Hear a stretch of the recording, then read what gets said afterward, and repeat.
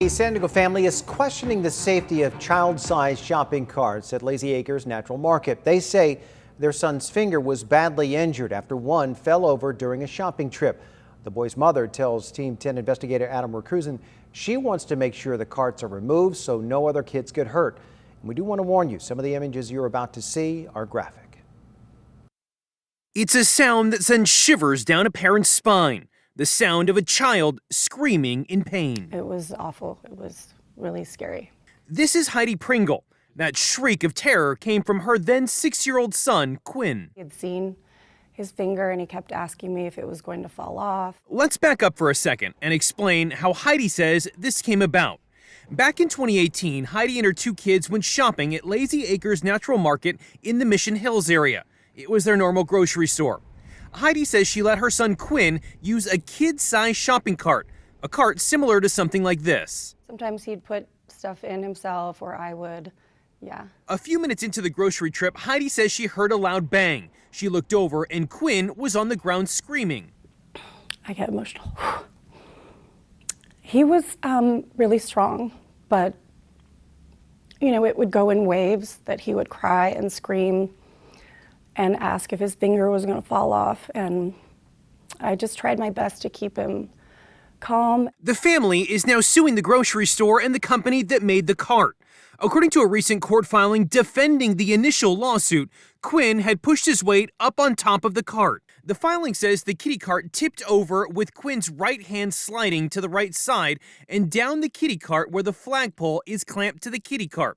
It says Quinn remembers his right middle finger being hurt at the flagpole and that Quinn suffered a serious slicing injury to his right middle finger. Lazy Acres couldn't comment on the lawsuit, but in court filings, they're asking the case be dismissed. They describe something much different.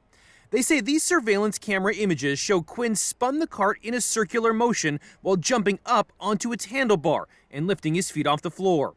The court filing says when doing so, Quinn lost his balance and both he and the cart fell to the floor.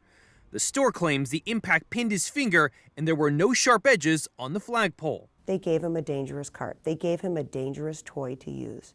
Allison Warden is the family's attorney.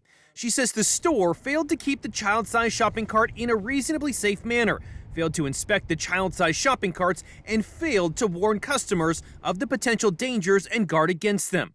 The lawsuit points to claims of sharp metal brackets and edges without warnings or safety precautions. We're not just talking about a scratch or a cut.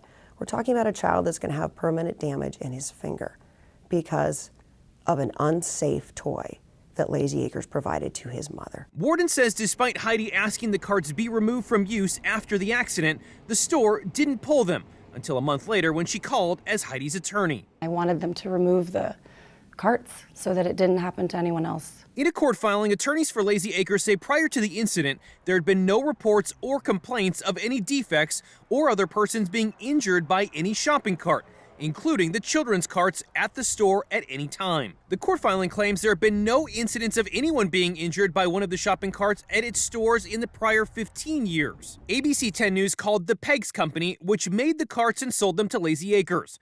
The person who answered the phone says she was told to say no comment. In court documents, the Pegs Company has also denied any wrongdoing. ABC 10 News went to both Lazy Acres locations in Mission Hills and Encinitas. We didn't see any child-sized carts in Mission Hills, but did see the carts at the Encinitas store, and at least one of them was being used. Lazy Acres confirmed the Mission Hills location no longer has the child-sized carts and that Encinitas does currently use them. Was he scared? He was terrified, yeah. So was I. Heidi says the doctors were able to operate and repair Quinn's finger, but not without another frightening experience.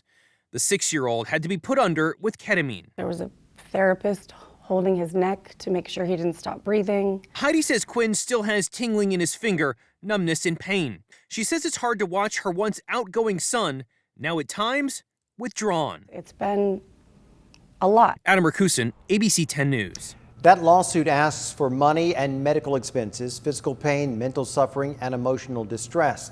A trial is scheduled for February of next year.